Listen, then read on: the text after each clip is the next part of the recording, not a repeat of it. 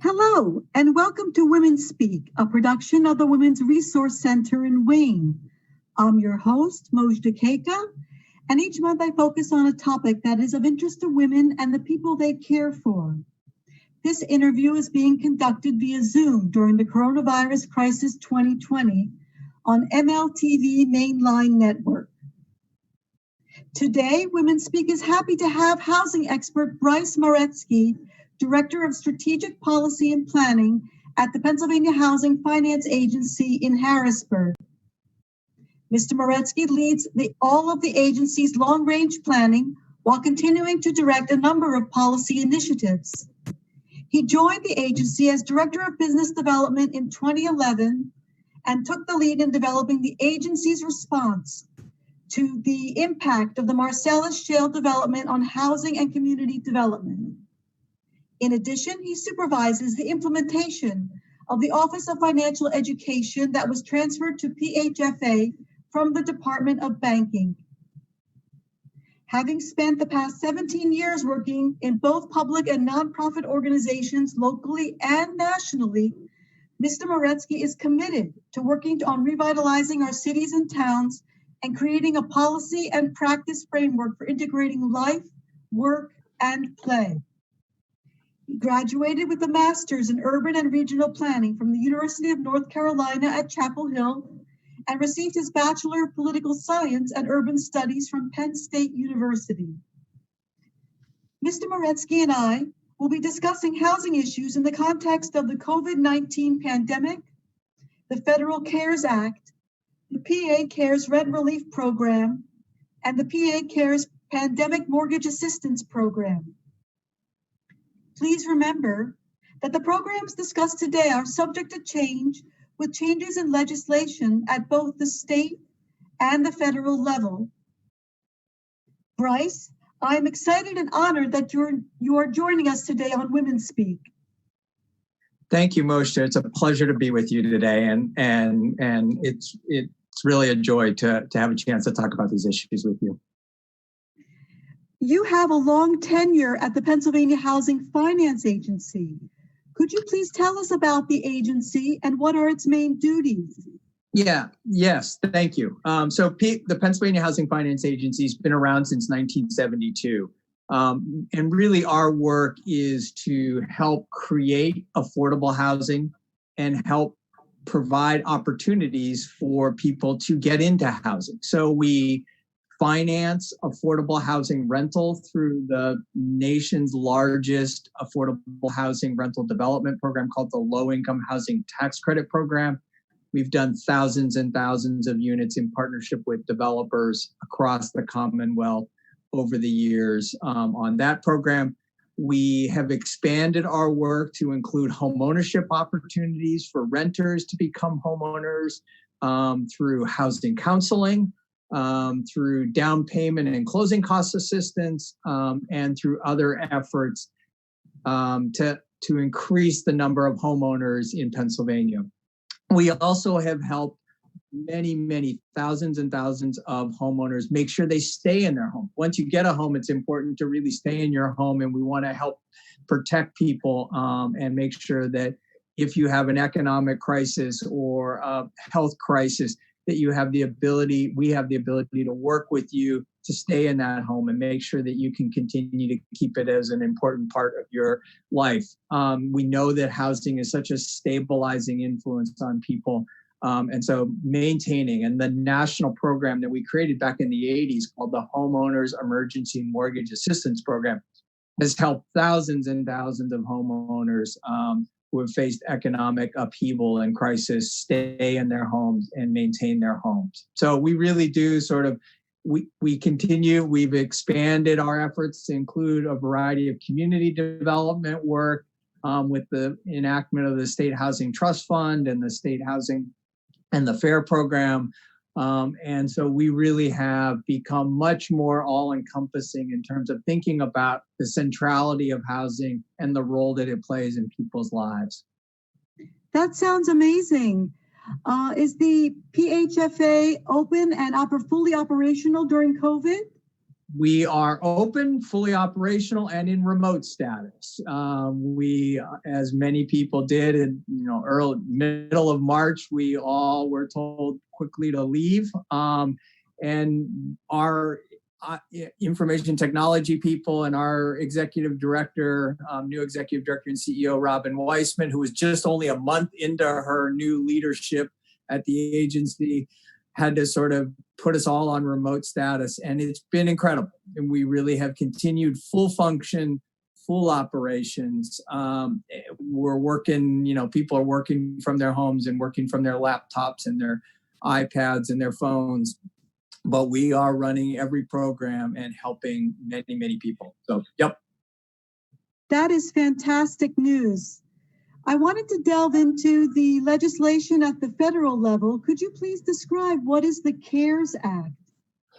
Yeah. But before I do that, let me just sort of give you a little bit of context about even before CARES and even before the pandemic, Pennsylvania and the nation as a whole was facing a housing crisis. I mean, this, so just in Pennsylvania, for extremely low income households, that households defined as those making below 30% of the area median income, roughly $25,000 for a family of four. We need almost 300,000 units of additional affordable housing to be able to help those families. Their rent burden, their housing burden, they can't find housing. And so even before the pandemic has only sort of exacerbated all these situations. We should be clear that we had an affordable housing problem in this country.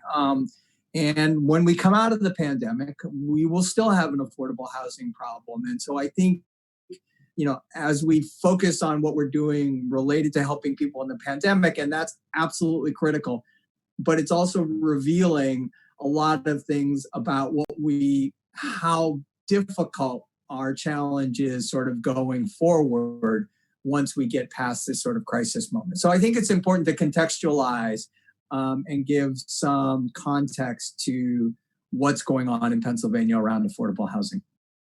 But the CARES Act, so the enactment of the CARES Act was federal legislation that was signed by the president, enacted back in March. And it was $2 trillion for corona assistance relief. And it provided unemployment. It was for small businesses. It was for individuals and households, and did a variety of things. It was for state and local governments. There was a state and local government component. There was a small business component. There was, and so it has really then rolled out and continues to be sort of in effect. It included moratoriums on eviction, national moratoriums on eviction and forbearance options for people in their homes. And again, so it really became encompassing. What Pennsylvania did with their funds that came to the CARES funds that came to Pennsylvania, which was over $4 billion, some of it came as block grants to programs, and then some of it came to the governor, essentially to the Commonwealth as state and local aid, called the Corona Relief Fund. As a part of that Corona Relief Fund, back at the end of May, the governor and the legislature signed what became known as Act 24 of 2020, which allocated $175 million to the Pennsylvania Housing Finance Agency for rent relief and mortgage relief. And we can get into all the details about those programs, but that's sort of the big picture of CARES. And there's now discussion about another CARES package coming forward, hopefully in the next few weeks or so, that will continue the assistance. But it included unemployment assistance, it included small business assistance, it included a variety of moratoriums and preventions in terms of really helping people stay in their homes, continue, and mitigate the impact of the pandemic that so devastated the economy beginning in March. And to date, roughly the unemployment rate went from 3% or a little bit above to 13% at its highest, and I think it's still up over close to 11%. So in Pennsylvania, so we know that the impact continues to exist, and the resources available under CARES are critical. Thank you for providing a context of the underlying conditions of the housing situation in Pennsylvania and also a comprehensive review of the CARES Act. I was wondering if you could simply define some terms. What is forbearance and what is a federally backed mortgage? Yeah, so forbearance is really, it's a pause. It allows you to pause your mortgage payment. It doesn't re-engineer your mortgage. It doesn't modify your mortgage. It essentially gives you a pause in your mortgage. You still owe that money to your lender, but it gives you a break, a pause to be able to, if your income has been reduced or you've lost your job, you can stop those payments for a period of time. They ultimately have to be tacked on and paid back to the borrower or to the lender, but it really is essentially a pause. It doesn't impact your credit. Forbearance doesn't impact your credit. Lenders are not allowed to charge fees as a part of a forbearance effort, but so it really becomes a pausing of your payment, your mortgage payment, to allow you to catch up and find a job, find increased income if you've lost it, and gives you a break for a period of time. And in the CARES program, the forbearance can be done. You can request that from your lender in 6-month chunks. So you can ask for a 6-month forbearance, and at the end of 6 months, you can actually request a second 6 months. So ultimately up to a year of forbearance. Again, it ultimately has to be paid back, but you can ask up to a year of forbearance under the CARES program. I'm sorry, the other question was... federally backed mortgage.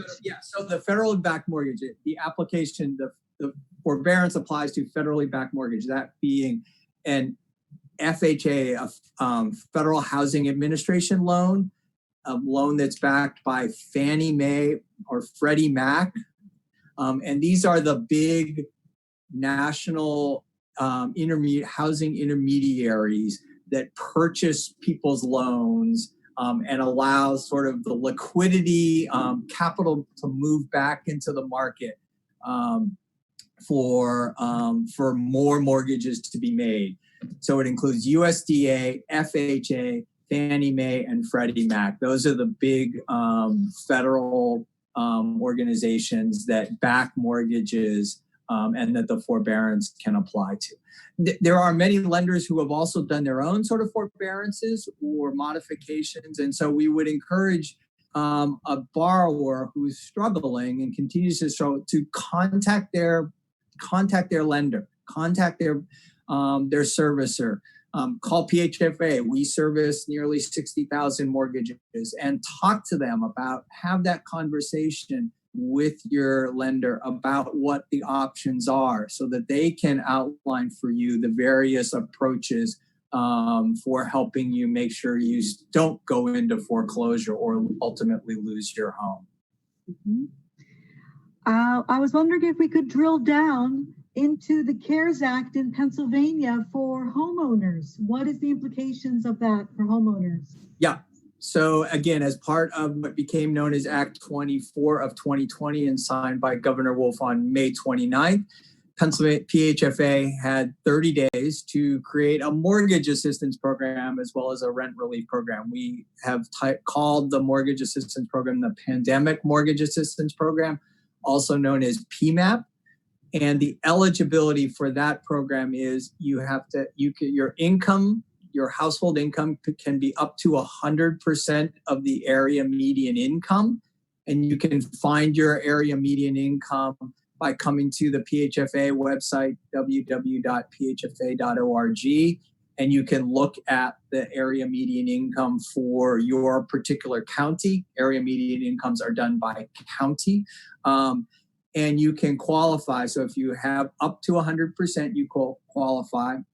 You have to, one of two things. You either have to have lost a job and be unemployed after March 1st, or you have to have lost greater than 30% of your income between pre-March 1st and post-March 1st related to the pandemic to qualify for the program. And you have to be able to document that you are in arrears on your mortgage payments for at least 30 days in order to apply. The application, you can apply for up to $1,000 per mortgage, and we can cover up to 2 mortgages. Some people have a first mortgage and may have taken out a second mortgage. We can actually cover up to 2 mortgages. Each mortgage, you can get up to $1,000 a month for a maximum of 6 months. So $6,000 total over a 6-month period per mortgage. And ultimately, if you have more than 1 mortgage, we can cover 2 mortgages. So potentially a maximum of $12,000 on the mortgage assistance side. And again, both programs require both the borrower and the lender to complete portions of the application. So we really encourage you, come to our website, look at the application.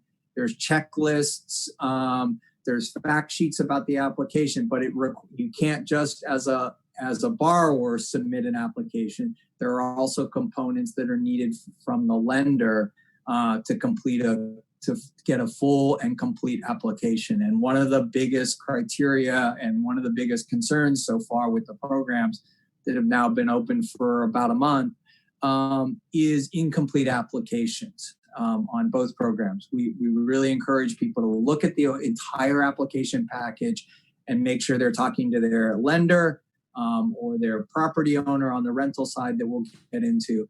But make sure that you submit a complete application. That will expedite getting assistance out on both programs. Thank you for that. And if we were a renter in Pennsylvania, how does the CARES Act affect us? Absolutely. So same criteria in terms of eligibility. So up to 100% of the area median income, either a loss of a job after March 1st or a greater than 30% loss of income pre-March 1st to post-March 1st. And on the rental assistance side, we actually run that through every county. We have designated a county organization that is accepting applications on behalf of the program in all 67 counties. And so, again, find the organization in Philadelphia. It's the Philadelphia Housing Development Corporation. Each county has a designated organization that is taking applications. And so come to our website, download the application, download the checklist so that you get all the pieces together for your application. It also requires a landlord to submit parts of the application as well. You can apply for up to $750 for the rental assistance per month for a maximum of 6 months, so a total of $4,500. One of the provisions in the rent relief program is if there are more than each person on the lease can apply for the program and qualify for the program. So if there are 2 people on a lease that are sharing an apartment, they can each submit an application. They can each ultimately get up to $750, assuming the rent is more than $1,500. The other provision for both programs is if a landlord or a lender takes the funds under the CARES program, that represents full payment for the months that they receive the funds, and they cannot come back. So if the rent on an apartment is $1,000 a month and they only get $750, they can't come back to the tenant for the other $250 that's the balance due. That $750 is the full rent for that month. And for each month that they receive the funds, that becomes the full rent. Same on the mortgage side. So if they get $1,000 and the mortgage is actually $1,500, they can't come back to the borrower for the other $500. And so that's an important component, and been one of the struggles that we've had on the both programs is getting landlords and lenders to be willing to accept these funds, especially when in some municipalities in places across Pennsylvania, the rent is double that, the average rent is double that, or the mortgage is significantly above that. It's been one of the challenges of the program. But so on the rental side, it's a maximum of $750 per lessee on a lease, with the same criteria for up to 6 months. So a maximum of $4,500. That's incredible information and very helpful to people who may fear of an impending eviction. Could you speak to evictions as well? Yeah. So right now, Pennsylvania is under an eviction moratorium, both on the mortgage side and on the tenant renter side.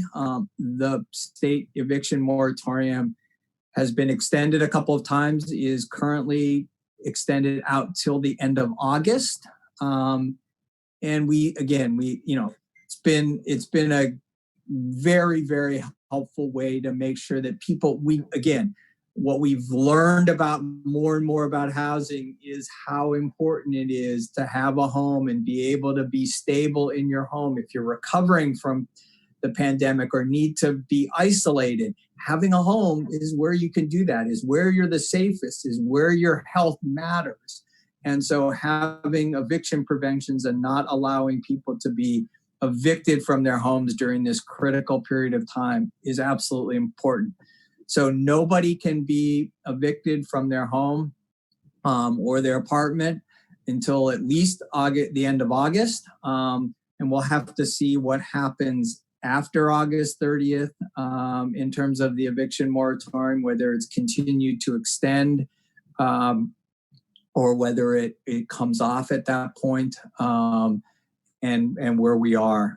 We think that both the moratoriums on both mortgage and foreclosure and evictions on the tenant side have really kept down, actually. We think it sort of kept the lid on the kettle, on the teapot in terms of people seeking assistance. And so we are fearful that if and when it comes off in August or sometime after that, there will be a spike in assistance requests. And that's fantastic to know about because of the juncture of the time frame being so important. Are there time frames for these measures to be in place? And the funding, is there a time frame for it to be extended? Yeah, so absolutely.